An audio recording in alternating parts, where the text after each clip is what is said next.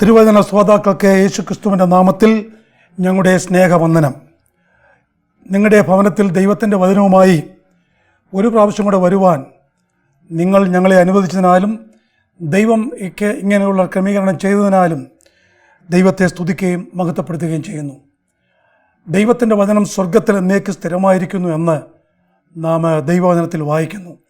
ആകാശവും ഭൂമിയും മാറിപ്പോയാലും മാറ്റമില്ലാത്ത ഒന്നുണ്ടെങ്കിൽ അത് ദൈവത്തിൻ്റെ വചനമാണെന്ന് വളരെ വ്യക്തമായി ദൈവവചനത്തിൽ പറയുന്നതായി നമുക്ക് വായിക്കുവാൻ കഴിയുന്നു. നാം തുടർച്ചയായി കഴിഞ്ഞ ദിവസങ്ങളിൽ ചിന്തിക്കുവാനായി ഞാൻ ആഗ്രഹിക്കുന്നതും നമ്മൾ ചിന്തിച്ചുകൊണ്ടിരിക്കുന്നതായ പുസ്തകമാണല്ലോ സങ്കീർത്തനങ്ങൾ. അതിൻ്റെ 1, 2, 3 സങ്കീർത്തനം കഴിഞ്ഞ ദിവസങ്ങളിൽ നമുക്കത് ചിന്തിപ്പാനും അതിൻ്റെ പ്രധാനപ്പെട്ട ചില കാര്യങ്ങൾ സ്പർശിച്ച് സംസാരിപ്പാനും ദൈവം എനിക്ക് കൃപ തന്നതിനായി ഞാൻ ദൈവത്തെ സ്തുതിക്കുന്നു. നിങ്ങൾ എന്നോടൊപ്പം വായിക്കുന്നത് എനിക്ക് സന്തോഷമായിരിക്കും. നിങ്ങളുടെ ആത്മീയ ജീവിതത്തിന് അത് അനുഗ്രഹമായിരിക്കും എന്ന് ഞാൻ കരുതുന്നു. അതുകൊണ്ട് നിങ്ങളുടെ വീട്ടിൽ വേദപുസ്തകം ഉണ്ടെങ്കിൽ അതെടുത്തു കൊണ്ടുവന്നാൽ നമ്മൾക്ക് ഒരുമിച്ച് ഭാഗം വായിക്കാം. അപ്പോൾ ഞാൻ തുടങ്ങുന്നതിന് മുമ്പായി നിങ്ങളുടെ വീടുകളിൽ ആരുടെയെങ്കിലും വേദപുസ്തകം ഇല്ല എങ്കിൽ നിങ്ങൾക്കൊരു വേദപുസ്തകം ലഭിക്കണമെന്ന് നിങ്ങൾ ആഗ്രഹിക്കുന്നുവെങ്കിൽ തീർച്ചയായിട്ടും നിങ്ങൾ ഞങ്ങളെ കോൺടാക്റ്റ് ചെയ്താൽ, ഞങ്ങളുടെ ടെലിഫോൺ നമ്പറിലോ ഞങ്ങളുടെ ഇമെയിൽ അഡ്രസ്സിലോ ഞങ്ങളെ കോൺടാക്റ്റ് ചെയ്താൽ ഞങ്ങൾ ആ ദൈവവചനം നിങ്ങളുടെ പക്കൽ എത്തിക്കുവാനായി ഞങ്ങളതിൻ്റെ മാക്സിമം പരിശ്രമിക്കും. നിങ്ങളെ ദൈവവചനം നിങ്ങളുടെ കയ്യിൽ എത്തിക്കും എന്നതിന് വാക്ക് തന്നുകൊള്ളുന്നു. നമുക്കൊരുമിച്ച് വായിക്കാം. 4-ാം സങ്കീർത്തനം ഇങ്ങനെ വായിക്കുന്നു: എൻ്റെ നീതിയായ ദൈവമേ, ഞാൻ വിളിക്കുമ്പോൾ ഉത്തരമരുളണമേ. ഞാൻ ഞെരുക്കത്തിലിരുന്നപ്പോൾ നീ എനിക്ക് വിശാലത വരുത്തി. എന്നോട് കൃപ തോന്നി എൻ്റെ പ്രാർത്ഥന കേൾക്കണമേ. പുരുഷന്മാരെ, നിങ്ങൾ എത്രത്തോളം എൻ്റെ മാനത്തെ നിന്നയാക്കി മായയെ ഇച്ഛിച്ച് വ്യാജത്തെ അന്വേഷിക്കും.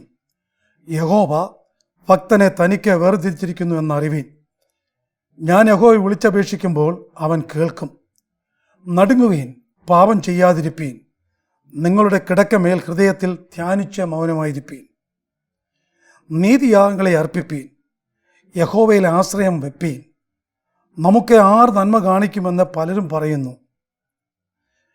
യഹോവേ, നിൻ്റെ മുഖപ്രകാശം ഞങ്ങളുടെ മേൽ ഉദിപ്പിക്കണമേ.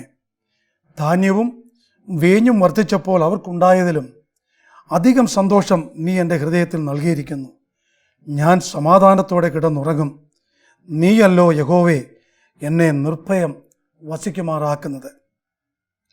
കഴിഞ്ഞ പ്രാവശ്യം നമ്മൾ ഒരുമിച്ച് വായിച്ചത് 3-ാമത്തെ സങ്കീർത്തനമായിരുന്നു.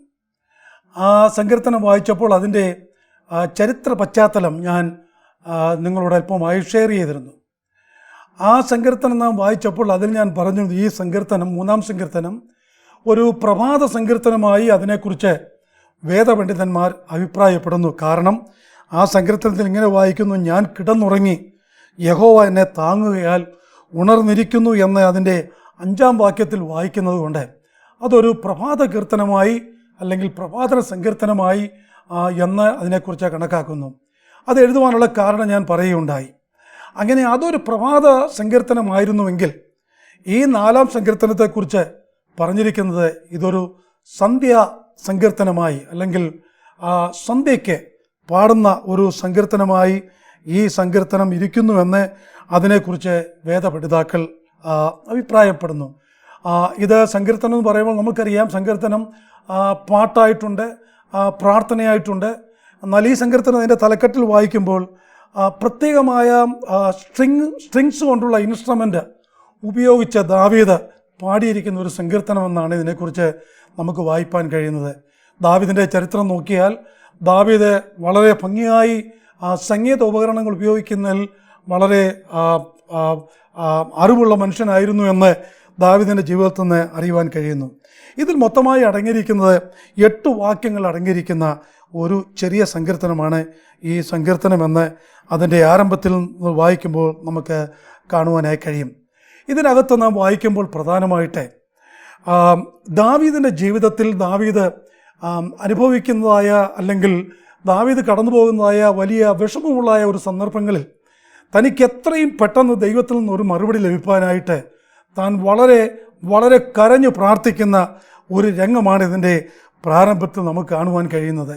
തീർച്ചയായിട്ടും ദാവീദിനെ മാത്രം നമുക്ക് ആ കാര്യത്തിൽ കുറ്റം പറയുവാനൊക്കെയില്ല.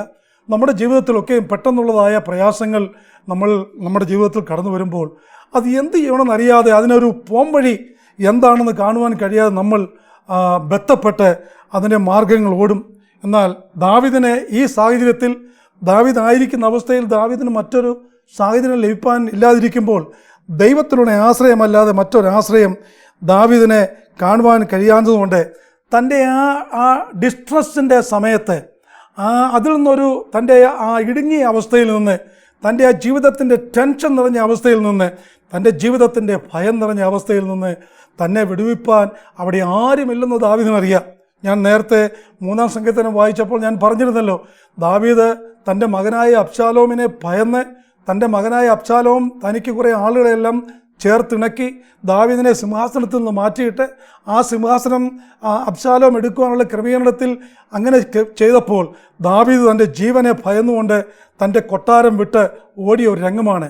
അപ്പോൾ തനിക്ക് താൻ കൊട്ടാരത്തിലായിരുന്നുവെങ്കിൽ, തൻ്റെ രാജസിംഹാസനത്തിലായിരുന്നുവെങ്കിൽ തനിക്ക് പ്രജകൾ ഉണ്ടായിരുന്നു, തനിക്ക് ആവശ്യമുള്ളതായ സഹായം തൻ്റെ പ്രജകളും തനിക്ക് ലഭിക്കുമായിരുന്നു.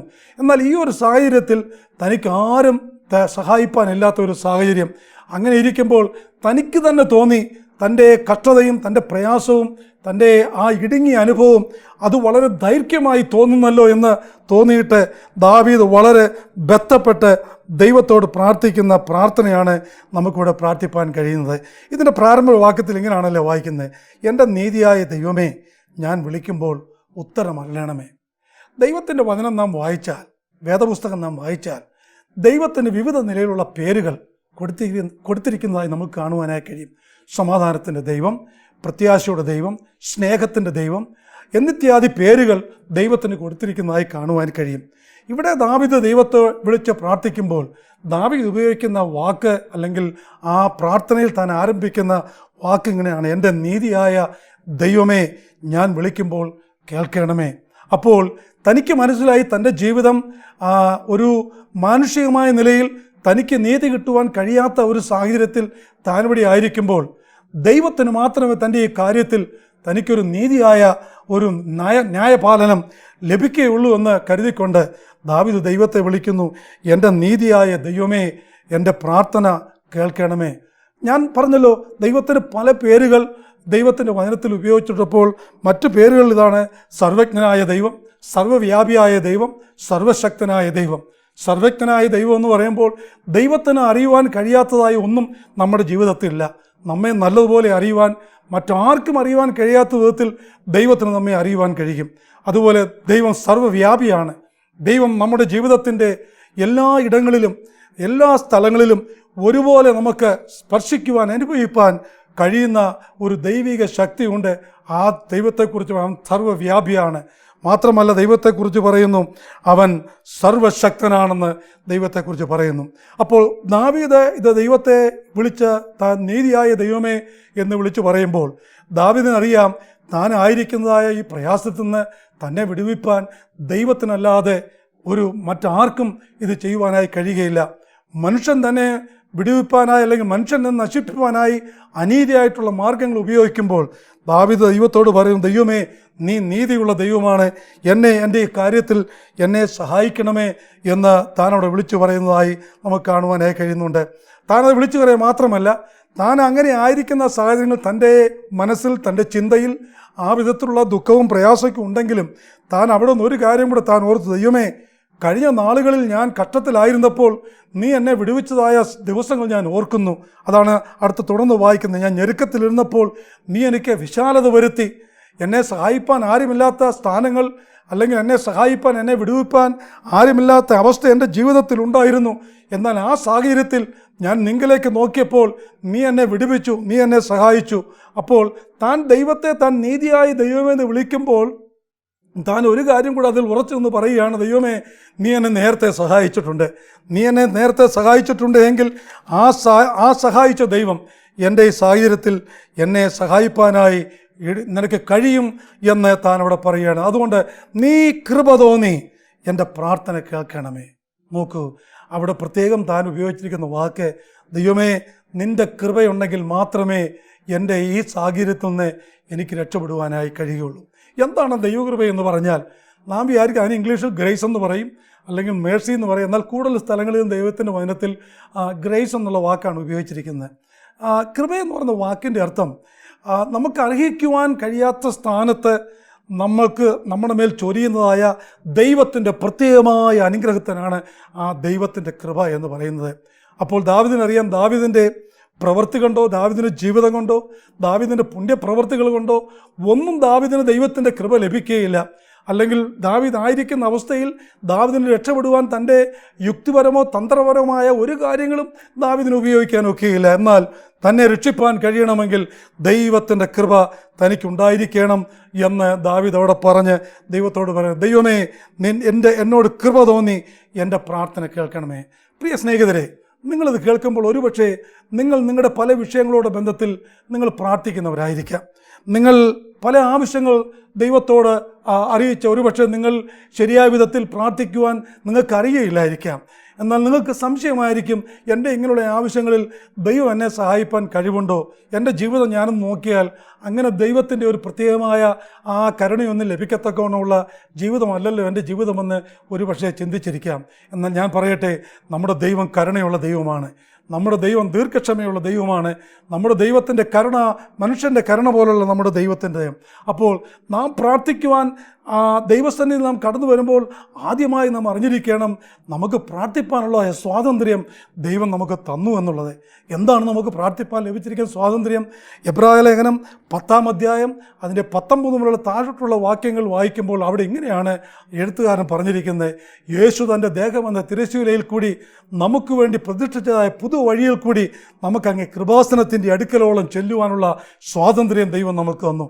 അപ്പോൾ പ്രാർത്ഥിക്കുവാൻ ഒരുങ്ങുന്ന ഒരു വ്യക്തി, അല്ലെങ്കിൽ ദൈവത്തോട് പ്രാർത്ഥിക്കുന്ന ഒരു വ്യക്തി ആദ്യമായി മനസ്സിലാക്കേണ്ടത് അവരുടെ പാപങ്ങൾക്ക് വേണ്ടി കർത്താവായ യേശുക്രിസ്തു ക്രൂശിൽ മരിച്ചുവെന്നും കർത്താവായ യേശുക്രിസ്തുവിൻ്റെ ക്രൂശിൻ്റെ മരണത്താൽ എനിക്ക് പിതാവായ ദൈവത്തിൻ്റെ അടുക്കൽ പോകുവാനുള്ളതായ ആ വഴി, ആ സ്വാതന്ത്ര്യമായി കടക്കുവാനുള്ള വഴി എനിക്ക് കർത്താവിൻ്റെ ക്രൂശ് മരണത്തിൽ കൂടെ അത് ലഭിച്ചു എന്ന് ഉള്ള വിശ്വാസമാണ് നമ്മെ പ്രാർത്ഥിപ്പാനായി വേണ്ട ധൈര്യവും പ്രചോദനവും തരുന്നത്.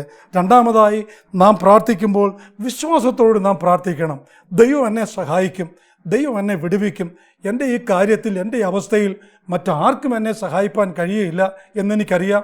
എന്നാൽ ദൈവത്തിന് എന്നെ സഹായിപ്പാൻ കഴിയും എന്നുള്ളതായ ആ വിശ്വാസം. ഒന്നാമതായി നാം പ്രാർത്ഥിക്കുന്ന മുമ്പായി അറിയുക, നമുക്ക് പ്രാർത്ഥിപ്പാനുള്ളതായ ആ സ്വാതന്ത്ര്യം എങ്ങനെ ലഭിച്ചുവെന്ന്. ആ സ്വാതന്ത്ര്യം നമുക്ക് ലഭിച്ചത് നമ്മുടെ കർത്താവായ യേശുക്രിസ്തുവിൻ്റെ ക്രൂശ് മരണത്തിൽ കൂടെ അവൻ നമുക്ക് വേണ്ടി തുറന്നതായ പുതിയ വഴിയിൽ കൂടെ നമുക്ക് ആരുടെയും സഹായമില്ലാതെ ധൈര്യമായി ദൈവത്തിൻ്റെ സന്നിധിയിൽ രാവിലെയും ഉച്ചയ്ക്കും വൈകിട്ടും രാത്രിയിലും അർദ്ധരാത്രിയിലും വെളുക്കുന്ന സമയത്തിൻ്റെ ഏത് സാഹചര്യത്തിലും ഏകരായിരിക്കുമ്പോഴും പ്രാർത്ഥിപ്പാനുള്ള വഴി ദൈവം നമുക്ക് തുറന്നു തന്നിട്ടുണ്ട്. ആ വഴിക്കായി ഞാനിന്ന് രാത്രിയിൽ ദൈവത്തെ സ്തുതിക്കുന്നു. നിങ്ങൾക്കങ്ങനെ ഒരു വഴി അറിയുവാൻ ഇതുവരെ സാധിച്ചിട്ടില്ല എങ്കിൽ ഞാനിന്ന് രാത്രിയിൽ ആ വഴിയെക്കുറിച്ച് നിങ്ങളെ പരിചയപ്പെടുത്തട്ടെ. കർത്താവ് നമുക്ക് വേണ്ടി തുറന്നതായ ആ വഴിയിൽ കൂടി നമുക്ക് ഓടിച്ചെന്ന കർത്താവിൻ്റെ അടുക്കൽ ചെല്ലുക മാത്രമല്ല, പിതാവായ ദൈവത്തെ നമ്മുടെ പിതാവെന്ന് വിളിക്കുവാനുള്ളതായ ആ വലിയ സ്വാതന്ത്ര്യം ദൈവം നമുക്ക് തന്നു എന്നുള്ളതിൽ നമുക്ക് ദൈവത്തെ സന്തോഷിപ്പാൻ കഴിയും. അതുപോലെ ആ വിശ്വാസം നമ്മുടെ ഉള്ളിൽ, അല്ലെങ്കിൽ ആ അറിവ് നമ്മുടെ ഉള്ളിൽ വന്നു കഴിയുമ്പോൾ നാം പിന്നെ പ്രാർത്ഥിക്കേണ്ടത്, നാം വിശ്വാസത്തോടാണ് പ്രാർത്ഥിക്കുന്നത്. ദൈവം തീർച്ചയായിട്ടും എൻ്റെ പ്രാർത്ഥനകൾക്ക്, കാരണം എൻ്റെ പാപത്തിന് വേണ്ടി എൻ്റെ ജീവിതത്തെ രൂപാന്തരപ്പെടുത്തുവാൻ, എന്നെ വിടുവിക്കുവാൻ, എന്നെ ദൈവമകനാക്കുവാൻ, ദൈവമകളാക്കി തീർക്കുവാൻ തൻ്റെ ജീവൻ എനിക്ക് വേണ്ടി തന്നു എന്നുള്ളതായ ആ വിശ്വാസത്തിൽ, അതുകൊണ്ട് എനിക്ക് പേടിക്കേണ്ട ഒരാവശ്യമില്ല, ആരെയും ഭയക്കേണ്ട ആവശ്യമില്ല. ദൈവത്തിൻ്റെ അടുക്കൽ ഓടിച്ചെല്ലുവാൻ കഴിയുമെന്നുള്ളതായ ആ ധൈര്യം, അറിവ് ദാവീദിനെ തൻ്റെ കഷ്ടജീവിതത്തിൽ, തൻ്റെ കഷ്ടകാലത്ത് തന്നെ ഉത്തേജിപ്പിച്ചു. ഞാൻ പറഞ്ഞല്ലോ, ഇന്ന് ഞാൻ നിങ്ങളിത് കേൾക്കുമ്പോൾ നിങ്ങളുടെ ജീവിതത്തിൽ അപ്രകാരമുള്ള ഭാരങ്ങളിലോ പ്രയാസങ്ങളിലോ കഷ്ടതകളിലോ നിങ്ങൾ കടന്നു പോകുന്നുവെങ്കിൽ അധൈര്യപ്പെടാതിരിക്കൂ, ധൈര്യമായിരിക്കൂ. കാരണം നിങ്ങളുടെ ജീവിതം ദൈവത്തിലേക്ക്, കർത്താവിലേക്ക് നിങ്ങൾ സമർപ്പിച്ചു കൊടുത്താൽ ദാവീദ് പ്രാർത്ഥിച്ചതുപോലെ നമുക്ക് പ്രാർത്ഥിപ്പാൻ കഴിയും. എൻ്റെ നീതിയായ ദൈവമേ, ഞാൻ വിളിക്കുമ്പോൾ ഉത്തരം അരുളണമേ. ഞാൻ ഞെരുക്കത്തിൽ ഇരുന്നപ്പോൾ നീ എന്നെ വിശാല സ്ഥലത്താക്കി. എൻ്റെ പഴയ ജീവിതത്തിൽ, എൻ്റെ പ്രയാസത്തിൻ്റെ നടുവിൽ, എൻ്റെ കഷ്ടത്തിൻ്റെ നടുവിൽ ദൈവമേ നീ എന്നെ സഹായിച്ചല്ലോ. ആ ദൈവം എന്നെ ഇന്നും സഹായിപ്പാൻ കഴിവുള്ള ദൈവമാണെന്ന് മനസ്സിലാക്കി, അതുകൊണ്ട് നീ എന്നോട് കരുണ തോന്നണമേ. പ്രിയ സ്നേഹിതരെ, നിങ്ങൾ അങ്ങനെ ഒരു പ്രാർത്ഥന, നിങ്ങൾ ഭാരപ്പെടുന്ന വിഷയത്തിൽ, നിങ്ങൾ പ്രയാസപ്പെടുന്ന വിഷയത്തിൽ നിങ്ങൾ ഒരു പക്ഷേ അറിഞ്ഞിരിക്കാം, ദൈവം എൻ്റെ വിഷമം കാണുന്നുണ്ടോ, ദൈവം എന്നെ അറിയുന്നുണ്ടോ. ഞാൻ പറഞ്ഞല്ലോ, ദൈവത്തിൻ്റെ വചനത്തിൽ ദൈവത്തിന് കൊടുത്തിരിക്കുന്ന പല പേരുകളിൽ ഒരു പേരാണ് ദൈവം സർവജ്ഞാനിയാണെന്നുള്ളത്. നിങ്ങളുടെ ജീവിതത്തിലെ എല്ലാ കാര്യങ്ങളും ദൈവത്തിനറിയാം. ഒരുപക്ഷെ ഭാര്യയ്ക്ക് ഭർത്താവിൻ്റെ ജീവിതത്തിലെ പ്രശ്നം അറിയുവാനൊക്കെയില്ല, ഭർത്താവിന് ഭാര്യയുടെ ജീവിതത്തിലെ പ്രശ്നങ്ങൾ അറിയുവാനൊക്കെയില്ല. എന്നാൽ ദൈവത്തിന് നമ്മെ നല്ലതുപോലെ അറിയുവാൻ കഴിയുമെന്നുള്ളത് ദൈവത്തിൻ്റെ വചനത്തിൽ, വെളിച്ചത്തിൽ ഞാൻ പറയട്ടെ. അങ്ങനെ കഷ്ടത്തിലായിരിക്കുന്ന ദാവീദ് തൻ്റെ ജീവിതത്തിൽ എന്ത് ചെയ്യണമെന്ന് അറിയാതെ ഇരിക്കുമ്പോൾ തന്നെ പിൻഗമിക്കുന്ന ഒരു കൂട്ടം ശത്രുക്കൾ തന്നെ പുറകിലുണ്ടെന്നുള്ള കാര്യം തനിക്കറിയാം. 3-ാം സങ്കീർത്തനത്തിൽ നാം വായിച്ചല്ലോ, അബ്ശാലോമിൻ്റെ പ്രജകൾ അല്ലെങ്കിൽ അബ്ശാലോമിൻ്റെ പടയാളികൾ ദാവീദ് രാജാവിനെ പിന്തുടരുകയാണ്. അപ്പോൾ ദാവീദ് രാജാവിനെ പിന്തുടരുന്ന ദാവീദിൻ്റെ ജീവിതം അല്ലെങ്കിൽ തൻ്റെ ജീവൻ അപായമാകുന്ന സന്ദർഭത്തിൽ താനായിരിക്കുന്നത് തനിക്കറിയുവാൻ കഴിയും. അപ്പോൾ ഈ നടക്കുന്നതായ സന്ദർഭത്തിലൊക്കെ ദാവീദ് നമ്മെപ്പോലെ സാധാരണക്കാരൻ മനുഷ്യനാണ്. അദ്ദേഹം ഇസ്രായേലിൻ്റെ രാജാവ് ഇരിക്കുന്നുവെങ്കിലും നമ്മെപ്പോലെ സാധാരണക്കാരനായ ഒരു മനുഷ്യനാണ്. അപ്പോൾ തൻ്റെ ആ സാധാരണ മനുഷ്യത്വത്തിൽ താൻ ഒത്തിരി ഭയന്നു. തനിക്ക് എന്ത് ചെയ്യണമെന്ന് അറിയാൻ കഴിയാതെ ദൈവത്തോട് കരഞ്ഞു, ദൈവത്തോട് നിലവിളിച്ചു. എന്നാൽ 2-3 വാക്യങ്ങൾ നാം വായിക്കുമ്പോൾ അവിടുത്തെ ഒരു പ്രത്യേക അറിവ് ദാവീദിനെ ധൈര്യപ്പെടുത്തി. എന്താണ് ദാവീദ് അവരെ നോക്കിക്കണ്ടിങ്ങനെ വിളിച്ചു പറയുന്നത്? പുരുഷന്മാരെ, നിങ്ങൾ എത്രത്തോളം എൻ്റെ മാനത്തെ നിന്നയാക്കി മായയെ ഇച്ഛിച്ച വ്യാജത്തെ അന്വേഷിക്കും. ദാവീദിനോട് മാത്രമല്ല, ദാവീദ് അവിടുത്തെ രാജാവായിരിക്കുമ്പോൾ ദാവീദിൻ്റെ ഗവൺമെൻറ്റിനോട് പോലും അവരെതിർത്ത്, കാര്യം ദാവീദ് മാറിയാൽ ദാവീദിൻ്റെ ഗവൺമെൻറ് മാറുമല്ലോ. അപ്പോൾ അതിനോട് എതിർത്ത് നിൽക്കുന്ന ഒരു കൂട്ടത്തെ നോക്കിക്കൊണ്ട് ദാവീദ് ഇങ്ങനെ പറയുന്നു, നിങ്ങൾ എത്ര നാൾ നിങ്ങൾ എന്നെ ഇങ്ങനെ അലട്ടും, എൻ്റെ പുറകിൽ ഇങ്ങനെ നടക്കും. എന്നാൽ നിങ്ങൾക്കൊരു കാര്യം അറിയാമോ? ഞാനിപ്പോൾ എൻ്റെ ജീവിതത്തിൻ്റെ അവസ്ഥ അറിയുന്നു. ഞാൻ ആരാണെന്നുള്ള അവസ്ഥ ഞാൻ ഇപ്പോഴാണ് മനസ്സിലാക്കുന്നത്. 3-ാം വാക്യത്തിൽ ഇങ്ങനെയാണ് ദാവീദ് പറയുന്നത്, യഹോവ ഭക്തനെ തനിക്ക് വേണ്ടി വേർതിരിച്ചിരിക്കുന്നു. ദൈവം തൻ്റെ മക്കളെ തനിക്ക് വേണ്ടി വേർതിരിച്ചിരിക്കുന്നു എന്ന് ദാവീദ് അവിടെ പറയുവാൻ കഴിയുന്നു. നോക്കൂ, അപ്പോൾ ദാവീദിനെ പിന്തുടരുന്നതായ ഒരു ശത്രു സൈന്യം, ദാവീദിനെ പിന്തുടരുന്നതായ ആ ശത്രുക്കൾ, അവരുടെ മുമ്പാകെ ദാവീദ് ഭയന്നെങ്കിലും ദാവീദിനൊരു കാര്യം മനസ്സിലായി. ഞാൻ വെറും മനുഷ്യരെയാണല്ലോ ഭയപ്പെടുന്നത് എന്നുള്ള ദാവീദിന് മനസ്സിലായിട്ട് ദാവീദ് പറയുന്നു, ഞാൻ ദൈവഭക്തനാണ്, ഞാൻ ദൈവത്തിൻ്റെ വകയാണ്. I am the property of my living god. ഞാൻ ദൈവത്തിൻ്റെ വകയാണ്, എന്നെ ആർക്കും തൊടുവാനായി ഒക്കുകയില്ല എന്നുള്ള അറിവ് ദാവീദിന് അവിടെ ലഭിച്ചതായി നമുക്കവിടെ കാണുവാനായി കഴിയുന്നുണ്ട്. അതുകൊണ്ട് താൻ പറഞ്ഞു, അതുകൊണ്ട് ശത്രുക്കളായ നിങ്ങൾ എന്നെ ഇങ്ങനെ പിൻപറ്റുന്നെങ്കിൽ നിങ്ങൾക്കൊരു കാര്യവും ചെയ്യാനൊക്കില്ല. കാരണം ദൈവമാണ് എന്നെ ഇവിടെ ആക്കിയിരിക്കുന്നത്. ദൈവം അറിയാതെ എൻ്റെ ജീവിതത്തിൽ ഒന്നും എനിക്ക് സംഭവിക്കാനൊക്കെ ഇല്ല. അപ്പോൾ അത് പറയുമ്പോൾ ദാവീദ് തൻ്റെ സാക്ഷ്യം ഇവിടെ പറയുകയാണ്. താനൊരു ആട്ടിടയനായിരുന്നു, ആടുകളെ നോക്കിക്കൊണ്ട് വനത്തിൽ കൂടെ നടന്ന ഒരു മനുഷ്യനായിരുന്നു. എന്നാൽ ദൈവം തന്നെ കണ്ടു, ദൈവം തന്നെ വിളിച്ചു, തൻ്റെ ജീവിതത്തെ രൂപാന്തരപ്പെടുത്തി. ആ ആട്ടിടയനായിരുന്ന ആ ദാവീദ് ഇപ്പോൾ രാജസ്ഥാനത്ത് വരുവാനായി ദൈവം ഉയർത്തി. അപ്പോൾ ദൈവത്തിന് ദാവീദിൻ്റെ ജീവിതത്തിൽ ഒരു പർപ്പസ് ഉണ്ട്, ദൈവത്തിന് ദാവീദിൻ്റെ ജീവിതത്തിൽ ഒരു പ്ലാൻ ഉണ്ട് എന്ന് ദാവീദിന് മനസ്സിലായി. അത് മനസ്സിലായപ്പോൾ ദാവീദിൻ്റെ ഭയം മാറുവാനായി തുടങ്ങി, ദാവീദ് ധൈര്യപ്പെടുവാനായി തുടങ്ങി. പ്രിയ സ്നേഹിതരെ, നിങ്ങളിത് കേൾക്കുമ്പോൾ നിങ്ങൾ ഒരു പക്ഷേ വിചാരിക്കും, എന്നെ ആരും പരിഗണിക്കുന്നില്ല, എന്നെ ആരും കരുതുന്നില്ല, എൻ്റെ വീട്ടുകാരൊക്കെ എനിക്ക് ശത്രുക്കളാണ്, എൻ്റെ കൂടെ ജോലി ചെയ്യുന്നവർ എനിക്ക് ശത്രുക്കളാണ്, എൻ്റെ കൂടെ സഹകരിക്കുന്നവർ എനിക്ക് ശത്രുക്കളാണ്, എന്നെ സ്വയമായി അല്ലെങ്കിൽ സ്വന്തമായി ആരോഗ്യമായി ജീവിപ്പാൻ എൻ്റെ രോഗത്തിൻ്റെ അവസ്ഥ എനിക്ക് ശത്രുവായി നിൽക്കുന്നു, പണപരമായ കാര്യത്തിൽ ഞാൻ ഒത്തിരി പ്രയാസത്തിലായിരിക്കുന്നു എന്ന് ഒരു പക്ഷേ നിങ്ങൾ പറയുന്നതായിരിക്കാം. എന്നാൽ ഞാനിന്ന് പറയട്ടെ, ഇതിനോടുള്ള വെളിച്ചത്തിൽ ഞാൻ പറയട്ടെ, നിങ്ങൾ ദൈവത്തിൻ്റെ വകയാണ്, നിങ്ങൾ ദൈവത്തിനുള്ളവരാണ്.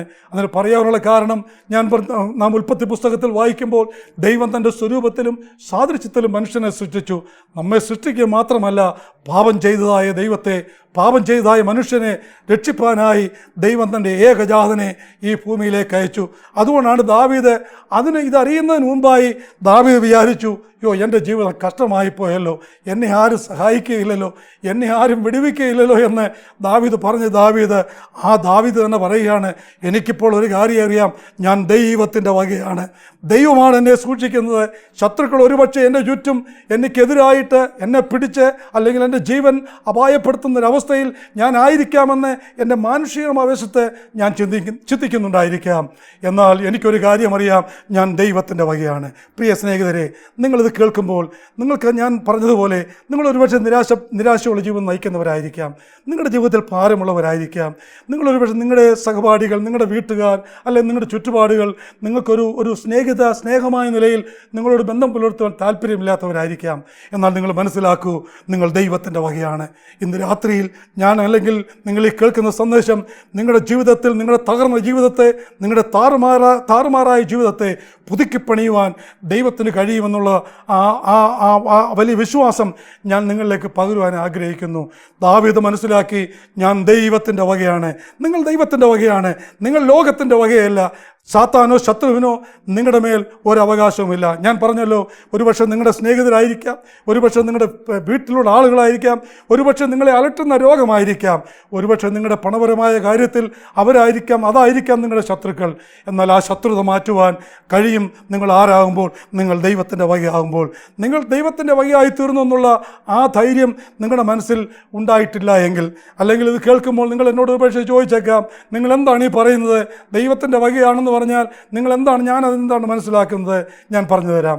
ദൈവത്തിൻ്റെ വകയെന്ന് പറഞ്ഞാൽ ദൈവം തൻ്റെ സ്വരൂപത്തിലും സാദൃശ്യത്തിലും സൃഷ്ടിക്കപ്പെട്ടതായ നാം, പാപത്തിൽ ജീവിച്ചതായ നമ്മെ അതിൽ നിന്ന് വിടുവിപ്പാനായി ദൈവം തൻ്റെ പുത്രനെ ലോകത്തിലേക്ക് അയച്ചു. നാം ദൈവത്തിൻ്റെ വകയായി മാറുവാനായി ദൈവം വെച്ചിരിക്കുന്ന ഒരൊറ്റ മാർഗമെന്ന് പറയുന്നത് കർത്താവായ യേശു ക്രിസ്തുവിനെ സ്വന്തം രക്ഷിതാവായി ഹൃദയം കൊണ്ട് വിശ്വസിച്ച് വായ് കൊണ്ട് ഏറ്റുപറയുന്ന ഒരു വ്യക്തി, അവൻ കർത്താവിൻ്റെ വകയായി മാറുന്നു. അവൻ്റെ മുകളിൽ ഇനി ശത്രുവിന് അധികാരമില്ല. അവൻ്റെ മുകളിൽ മറ്റ് ലോകത്തിൻ്റെ ഒരു കാര്യത്തിനും അധികാരമില്ല. കാരണം അവൻ ദൈവത്തിൻ്റെ വകയാണ്. അപ്പോൾ ദാവീദ് അത് മനസ്സിലാക്കിയപ്പോൾ ദാവീദ് എന്തു പറഞ്ഞു? എന്നെ വേർതിരിച്ചിരിക്കുന്ന ഒരു ദൈവമുണ്ട്, ഞാൻ ദൈവത്തിൻ്റെ വകയാണ്. ഞാനിപ്പോൾ എൻ്റെ താൽക്കാലികമായ സാഹചര്യത്തിൽ ഞാൻ ഓടിക്കാട്ടിലും മലയിലും ഗുഹയിലും ഒക്കെ താമസിക്കുന്നെങ്കിലും ഞാൻ രാജസിംഹാസനത്തിൽ ഇരിക്കേണ്ട ഒരു വ്യക്തിയാണ്. പ്രിയ സ്നേഹിതരെ, നിങ്ങൾ ഈ ലോകത്തിൽ ജീവിക്കുമ്പോൾ ഒരുപക്ഷെ നമുക്ക് കൊട്ടാരത്തിൽ ജീവിക്കാനുള്ള സാഹചര്യമില്ലായിരിക്കാം, ഒരുപക്ഷെ എത്ര സുഖകരമായ ജീവിതം ജീവിക്കാനുള്ള സാഹചര്യമില്ലായിരിക്കാം. എന്നാൽ ഒരു കാര്യം മനസ്സിലാക്കൂ, നാം ക്രിസ്തുവിനോട് വാഴുന്നതായ, ക്രിസ്തുവിനോട് ജീവിക്കുന്നതായ ഒരു സമയമുണ്ട് എന്നുള്ള കാര്യം ഓർത്ത് ക്രിസ്തുവിനോട് വരുന്ന രാജാക്കന്മാരെ വാഴുന്ന ഒരു സമയം ദൈവം നമുക്ക് വേണ്ടി മാറ്റിവെച്ചിരിക്കുന്നു. അതുകൊണ്ട് ദൈവം തൻ്റെ മക്കളെ ദൈവത്തിനു വേണ്ടി വേർതിരിച്ചിരിക്കുന്നു. നിങ്ങൾ എത്ര നേരം ഞാൻ ഈ പറയുന്ന സന്ദേശം ഒരുപക്ഷെ നിങ്ങൾക്ക് ഇറിറ്റേഷനായി തോന്നി, നിങ്ങളിൽ നിന്ന് മാറുവാനായി നിങ്ങൾക്കുള്ള പ്രേരണയുണ്ടായാലും, നിങ്ങൾ എത്ര മാറിയാലും അതിലൊരു കുറേ ദൂരം മാത്രമേ നിങ്ങൾക്ക് പോകാനൊക്കെയുള്ളൂ.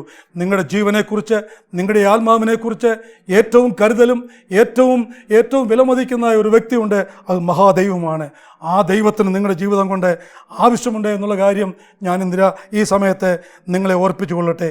അപ്പോൾ ദാവീദിനെ പിൻപറ്റുന്നതായ ശത്രു സൈന്യം അവരോട് ദാവീദ് നോക്കിക്കൊണ്ട് പറയുന്നു, ഞാൻ ദൈവത്തിൻ്റെ വകയാണ്, അതുകൊണ്ട് നിങ്ങൾക്കെന്നെ എടുക്കുവാനോ എന്നിലുള്ളതായ അധികാരം, എന്നുള്ള അവകാശമോ നിങ്ങൾക്ക് എടുക്കുവാനൊക്കെയില്ല. അതുകൊണ്ട് നിങ്ങൾ ചെയ്യുന്ന പ്രവൃത്തികൾ, നിങ്ങൾ ചിന്തിക്കുന്ന ചിന്തകൾ, ഇതൊക്കെ പാപത്തിൻ്റെ വഴികളാണ്. അതുകൊണ്ട് പ്രിയ സ്നേഹിതരെ, എന്നെ ദാവീദിൻ്റെ പുറകിൽ പിൻപറ്റുന്ന സ്നേഹിതരെ, നിങ്ങൾ പാപത്തിൻ്റെ വഴിയിൽ പോകാതിരിക്കൂ, ദൈവത്തിൻ്റെ മാർഗത്തിലേക്ക് തിരിച്ചു വരൂ. പ്രിയ സ്നേഹിതരെ, ഇന്ന് രാത്രിയിലും എനിക്കത് തന്നെയാണ് പറയുവാനുള്ളത്. നിങ്ങളുടെ ജീവിതത്തിൽ ദൈവിക മാർഗം തിരഞ്ഞെടുക്കൂ. ദൈവിക മാർഗം തിരഞ്ഞെടുത്താൽ കഷ്ടതയില്ലെന്നല്ല ഞാൻ പറയുന്നത്, പ്രയാസമില്ലെന്നല്ല ഞാൻ പറയുന്നത്, ബുദ്ധിമുട്ടില്ലെന്നല്ല ഞാൻ പറയുന്നത്, കടഭാരമില്ലെന്നല്ല ഞാൻ പറയുന്നത്. ഇവയൊക്കെ ഉണ്ടാകും. എന്നാൽ നാം ദൈവത്തിൻ്റെ വകയാണെന്നുള്ള അറിവ് നമ്മുടെ ഉള്ളിൽ നമ്മെ ഭരിച്ചു കഴിയുമ്പോൾ ഈ കഷ്ടത്തിലും പ്രയാസത്തിലും ഒക്കെ നമുക്ക് സന്തോഷിപ്പാൻ ഇടയായിത്തീരും എന്ന് ഈ ദാവീദിൻ്റെ അനുഭവത്തിൽ കൂടെ നമുക്ക് വായിപ്പാനായി കഴിയും. നമ്മൾ താഴോട്ട് വായിച്ചു വരുമ്പോൾ ദാവീദ് ഈ അനുഭവത്തിലെല്ലാം കടന്നുപോയിട്ട് ദാവീദ് 7-ാം വാക്യത്തിൽ ഇങ്ങനെ വായിക്കുന്നു, ധാന്യവും വീഞ്ഞും വർദ്ധിച്ചപ്പോൾ അവർക്കുണ്ടായാലും അധികം സന്തോഷം നീ എൻ്റെ ഹൃദയത്തിൽ നൽകിയിരിക്കുന്നു. തന്നെ ശത്രു സൈന്യങ്ങൾ തൻ്റെ പിൻഗമിച്ചുകൊണ്ട് താനായിരിക്കുന്ന ഇടങ്ങളിൽ തൻ്റെ ജീവനെ അപായപ്പെടുത്തുവാനായിട്ട് ഓടുമ്പോൾ, തൻ്റെ ജീവിതത്തിൻ്റെ സന്തോഷമെല്ലാം നഷ്ടപ്പെട്ട അവസ്ഥയിലായിരിക്കുമ്പോൾ ദാവീദ് പറയുന്നു, എനിക്ക് കുറേ പണമോ മറ്റ് സാഹചര്യങ്ങളോ മറ്റ് ചുറ്റുപാടുകളോ ഒക്കെ ഉണ്ടായാൽ അത് സന്തോഷം തരുമെങ്കിലും അതല്ല സന്തോഷം. എൻ്റെ സന്തോഷം എന്ന് പറയുന്നത് ഞാൻ കർത്താവിൻ്റെ വകയാണെന്ന് അറിയുന്നതിലാണ് എൻ്റെ സന്തോഷം. ധാന്യവും വീഞ്ഞും വർദ്ധിച്ചപ്പോൾ അവർക്കുണ്ടായതിലും അധികം സന്തോഷം നീ എൻ്റെ ഹൃദയത്തിൽ തന്നിരിക്കുന്നു എന്ന് ദാവീദ് അവിടെ പറയുന്നതായി നമുക്ക് കാണുവാനായി കഴിയുന്നുണ്ട്. നോക്കൂ, അപ്പോൾ ഒരു മനുഷ്യന് ലഭിക്കാവുന്ന ലോകത്തിൽ മനുഷ്യർക്ക് എല്ലാവർക്കും ആഗ്രഹമുണ്ട്, ഏറ്റവും സന്തോഷമായി ജീവിക്കണം, ഏറ്റവും ആഹ്ലാദമായി ജീവിക്കണം എന്ന് താല്പര്യമുണ്ട്. നമ്മുടെ ജീവിതത്തിൽ നോക്കിയാൽ ന്യായമായിട്ട് നമുക്ക് രണ്ട് വിധത്തിലുള്ളതായ സന്തോഷം നമുക്കെല്ലാവർക്കും ഒരു വിധത്തിൽ അല്ലെങ്കിൽ മറ്റൊരു വിധത്തിലുണ്ട്. ഒന്ന്, നമുക്ക് നമ്മുടെ ഉള്ളിൽ നിന്ന് നമുക്ക് ലഭിക്കുന്നതായ സന്തോഷം, ഇൻവേർഡ് ജോയ്സ്, നമ്മുടെ അകത്തു നിന്നുള്ള സന്തോഷം. ആ സന്തോഷം നമുക്കുണ്ടാകുന്നത് നാം ദൈവത്തിലുള്ള അറിവും ദൈവത്തിലുള്ള വിശ്വാസവും നമ്മൾ ഉണ്ടാകുമ്പോൾ അതിൽ നിന്നുണ്ടാകുന്ന ഒരു സന്തോഷമാണ് നമ്മുടെ ഉള്ളിലുണ്ടാകുന്ന സന്തോഷം. ആ ഉള്ളിലുണ്ടാകുന്ന സന്തോഷം, അതിൻ്റെ ദൈർഘ്യത എന്ന് പറയുന്നത് നാം എത്ര നാൾ ദൈവത്തിൽ ആശ്രയിക്കുമോ, നാം എത്ര നാൾ ദൈവത്തിൽ വിശ്വസിക്കുന്നുവോ അത്രയും നാൾ നമുക്ക് ആ സന്തോഷം അനുഭവിപ്പാൻ ഇടയായിത്തീരും. അതുപോലെ ആ ഉള്ളിൽ ദൈവത്തെ അറിയുന്നത് മൂലം ലഭിക്കുന്ന സന്തോഷം കൊണ്ട് നമുക്കുണ്ടാകുന്നത്, നമ്മുടെ ജീവിതത്തിൽ നിരാശ വരുമ്പോൾ, ജീവിതത്തിൽ ഭാരം വരുമ്പോൾ, ജീവിതത്തിൽ ദുഃഖം വരുമ്പോൾ അതിനെ ഓവർകം ചെയ്യുവാനുള്ളതായ ദൈവിക സന്തോഷം നാം അറിയാതെ നമ്മളുടെ പകരുവാനിടയായിത്തീരും. മാത്രമല്ല, നമ്മുടെ ഉള്ളിലെ സന്തോഷം, ദൈവത്തെ അറിഞ്ഞത് മൂലം നമുക്ക് ലഭിക്കുന്ന സന്തോഷം, അത് നമ്മെ ദൈവസന്നിധിയിൽ എന്നെത്തുന്നതുവരെയും നമ്മുടെ ഒരു അടുത്ത ജീവിതത്തിലേക്ക് 1000 ആണ്ട് ജീവിക്കുന്ന ആ ജീവിതത്തിൻ്റെ അവസ്ഥയിൽ ചെല്ലുന്നതുവരെ ആ സന്തോഷം നിലനിൽക്കുവാനിടയായിത്തീരും. അപ്പോൾ ഇത് പറയുമ്പോൾ വേറെ ഒരു സന്തോഷമാണ് നമുക്ക് ലോകത്തിൽ ലഭിക്കുന്ന ഒരു സന്തോഷം, ആഹ്ലാദമായി ജീവിപ്പാനുള്ള സന്തോഷം, സുഖ അനുഭവങ്ങൾ അനുഭവിപ്പാനുള്ള സന്തോഷം. ആ സന്തോഷം ലഭിക്കുന്നത് എന്താണ്? നമ്മുടെ ചുറ്റുപാടുമുള്ളതായ സാഹചര്യത്തിന് അനുകൂലമായി നമുക്ക് ലഭിക്കുന്നതായ സന്തോഷം. അത് മാറുവാനും നിലനിൽക്കുവാനും സാധ്യതയുണ്ട്. ഇന്ന് പകൽ നമുക്കുണ്ടായ സന്തോഷം, ആ സന്തോഷം വൈകിട്ടുണ്ടാകണമെന്നില്ല. ആ വൈകിട്ടുണ്ടായ സന്തോഷം അടുത്ത ദിവസം രാവിലെ ഉണ്ടാകണമെന്നില്ല. അത് നിശ്ചയിക്കുവാൻ കഴിയാത്ത വിധത്തിൽ സ്റ്റോക്ക് മാർക്കറ്റ് കൂടുമ്പോൾ അതിൻ്റെ ഉയർച്ച കാണുമ്പോൾ സന്തോഷമുണ്ടാകുന്നു. എൻ്റെ സ്റ്റോക്ക് ഒത്തിരി കൂടിയല്ലോ എന്ന്. പിറ്റേന്ന് രാവിലെ എഴുന്നേൽക്കുമ്പോൾ സ്റ്റോക്ക് മാർക്കറ്റ് താണെന്ന് പറയുമ്പോൾ നമ്മുടെ സന്തോഷം പോകുന്നതായി ഇടയായിത്തീരുന്നു. അതുപോലെ നമ്മുടെ ജീവിതത്തിൽ വരുന്നതായ ആ എംപ്റ്റിനെസ് കവറപ്പ് ചെയ്യുന്ന ആർട്ടിഫിഷ്യലായിട്ട് ആ സന്തോഷം ഉപയോഗിക്കുന്നു. മാത്രമല്ല, നമുക്ക് ഈ ലോകത്ത് ലഭിക്കുന്ന സന്തോഷം അത് താൽക്കാലികമാണ്. പ്രിയ സ്നേഹിതരെ, ഞാൻ നിങ്ങളുടെ മുമ്പിൽ 2 ചോയ്സുകൾ വെക്കുകയാണ്, 2 തിരഞ്ഞെടുപ്പ്. നിങ്ങളിതിലേ സന്തോഷത്തിലായിത്തീരുവാൻ നിങ്ങളുടെ ജീവിതം ആഗ്രഹിക്കുന്നത്, എന്നും നിലനിൽക്കുന്നതായ ഒരു സന്തോഷം, നിങ്ങളുടെ ഉള്ളിൽ കടന്നു വരുന്നതായ ഒരു ബബിൾസ് പൊങ്ങി വരുന്ന പോലെ വരുന്ന ഒരു സന്തോഷത്തിൽ ആയിത്തീരുവാണോ നിങ്ങൾ ആഗ്രഹിക്കുന്നത്? അതോ താൽക്കാലികമായി നിങ്ങൾ തിന്ന് കുടിച്ച് സന്തോഷിച്ച് കിട്ടുന്ന സമയം ജീവിച്ച് ആ സന്തോഷത്തിലാകുവാണോ നിങ്ങൾ ആഗ്രഹിക്കുന്നത്? ഞാൻ നിങ്ങളെ ബുദ്ധി ഉപദേശിക്കുന്നു, എന്നും നിലനിൽക്കുന്ന ഉള്ളിലെ ഹൃദയത്തിലെ സന്തോഷത്തിൻ്റെ ഉടമകളായിത്തീരുവാൻ ദൈവമായ കർത്താവ് നിങ്ങളെ സഹായിക്കട്ടെ. അതുണ്ടാകുവാനായി അത് ഇടയായിത്തീരണമെങ്കിൽ നാം മനസ്സിലാക്കണം, ഞാൻ ദൈവത്തിൻ്റെ വകയാണ്. ദൈവത്തിന് എന്നെക്കുറിച്ചൊരു ഉദ്ദേശമുണ്ട്. ദൈവത്തിൻ്റെ ഉദ്ദേശം ഇനി ഏതൊക്കെ പ്രശ്നം വന്നിരുന്നാലും ഏതൊക്കെ സാഹചര്യം വന്നിരുന്നാലും ആ ഉദ്ദേശത്തിൽ ദൈവം എന്നെ കൊണ്ടാക്കി തീർക്കും എന്ന് അവിടെ നമുക്ക് മനസ്സിലാക്കുവാൻ കഴിയുന്നുണ്ട്. അവസാനമായി താൻ ഇങ്ങനെ വായിച്ചാൽ ഞാൻ സമാധാനത്തോടെ കിടന്നുറങ്ങും. ഇതിൻ്റെ ആരംഭവാക്യത്തിൽ ദാവീദ് പറഞ്ഞു, ദൈവമേ എനിക്ക് ഭയം വരുന്നു, എനിക്ക് പേടി വരുന്നു, ഞാൻ എന്ത് ചെയ്യണമെന്ന് അറിയില്ല, ശത്രുക്കൾ എന്നെ നശിപ്പിക്കാനായിട്ടുള്ള ക്രമീകരണത്തിലായിരിക്കുന്നു, ഞാൻ പേടിയുള്ളവനായിരിക്കുന്നു എന്ന് പറയുന്ന ദാവീദ് ഇവിടെ പറയുന്നു, ഞാൻ സമാധാനത്തോടെ കിടന്നുറങ്ങും. നീയല്ലോ എന്നെ നിർഭയം വസിക്കുമാറാക്കിയത്. എൻ്റെ ഭയം മാറ്റിയ ദൈവമേ നീയാണല്ലോ. ലോകത്തിലെ എൻ്റെ താൽക്കാലിക സുഖങ്ങളോ എൻ്റെ താൽക്കാലിക ചുറ്റുപാടുകളോ എൻ്റെ ഭയം മാറ്റിയില്ലല്ലോ. എൻ്റെ ദൈവമാണല്ലോ എൻ്റെ ഭയം മാറ്റിയെന്നോർത്ത് ദാവീദ് അവിടെ ദൈവത്തെ സ്തുതിക്കുന്നതായി കാണുവാൻ കഴിയുന്നു. നിങ്ങൾ ഈ സന്ദേശം കേൾക്കുമ്പോൾ ഒരുപക്ഷെ നിങ്ങളുടെ ജീവിതത്തിൽ നിങ്ങൾ ഭയത്തോട് ജീവിക്കുന്ന ഒരു വ്യക്തിയായിരിക്കാം. ഒരുപക്ഷെ നിങ്ങളുടെ ജീവിതത്തിൻ്റെ ആരോഗ്യത്തെക്കുറിച്ച് നിങ്ങൾ ഭയമുള്ളവരായിരിക്കാം. ഒരുപക്ഷെ നിങ്ങളുടെ കയ്യിൽ കഴിഞ്ഞ ആഴ്ചയിലോ അല്ല അടുത്ത ദിവസമോ പോയി ഡോക്ടറെ കണ്ടതായ ഒരു റിപ്പോർട്ട് കയ്യിൽ വെച്ച് അതിന് റിപ്പോർട്ട് ഡോക്ടർ പറഞ്ഞു കേട്ടിട്ട് ആ ഭയത്താൽ നിങ്ങളായിരിക്കുന്നവരായിരിക്കാം. അല്ലെങ്കിൽ നാളത്തെ ജീവിതം എങ്ങനെയായിരിക്കും എന്ന് ഭയപ്പെടുന്നവരായിരിക്കാം. നിങ്ങളുടെ ഭയം എന്തു തന്നെ ആയിക്കൊള്ളട്ടെ, ദാവീദ് പറഞ്ഞ പോലെ ദൈവമേ ഞാൻ നിർഭയമായി വസിക്കും. ദൈവസന്നിധിയിൽ നിങ്ങളായിത്തീർന്ന് ആ വിശ്വാസം, ആ ധൈര്യം ദൈവം നിങ്ങളുടെ ഹൃദയത്തിൽ തരട്ടെ. സമാധാനമില്ലാത്ത സാഹചര്യത്തിൽ സന്തോഷമായി സമാധാനത്തോടെ ഉറങ്ങുവാൻ ദാവീദിനിടയായിത്തീർന്ന് എന്തെന്ന് ചോദിച്ചാൽ, ദാവീദ് മനസ്സിലാക്കി ഞാൻ ദൈവത്തിൻ്റെ വകയാണ്. ഇന്ന് ഞാൻ എൻ്റെ സന്ദേശം നിർത്തുന്നതിന് മുമ്പായി ഞാൻ നിങ്ങൾക്ക് വേണ്ടി പ്രാർത്ഥിക്കുന്നു. നിങ്ങളുടെ ജീവിതത്തിൽ നിങ്ങളെ അലട്ടുന്ന പ്രശ്നം, ഭയം ഏതായിരുന്നാലും ദൈവത്തിൻ്റെ കരങ്ങളിൽ നിങ്ങളെ ഏൽപ്പിക്കുമോ? ദൈവമേ, സ്വർഗീയ പിതാവേ, ഇന്ന് ദൈവത്തിൻ്റെ വചനം കേട്ടതായ നിൻ്റെ മക്കളെ അവിടുന്ന് അനുഗ്രഹിക്കണമേ. അവരുടെ ജീവിതത്തിൽ അവരെ ഭയപ്പെട്ടിരിക്കുന്ന ഭയത്തെ അവിടുന്ന് മാറ്റി ദൈവത്തിൻ്റെ കൃപയും ദൈവത്തിൻ്റെ സ്നേഹവും ദൈവത്തിൻ്റെ കരുതലും അവരുടെ പകരണമേ. ദൈവം മക്കളാക്കി അവരെ മാറ്റണമേ. അങ്ങയുടെ നാമത്തിനായി ജീവിപ്പാൻ സഹായിക്കണമേ. യേശുവിൻ്റെ നാമത്തിൽ ഞങ്ങളുടെ പ്രാർത്ഥന കേൾക്കണം. സ്വർഗീയ പിതാവേ, ദൈവമായ കർത്താവ് നമ്മെ അനുഗ്രഹിക്കണം.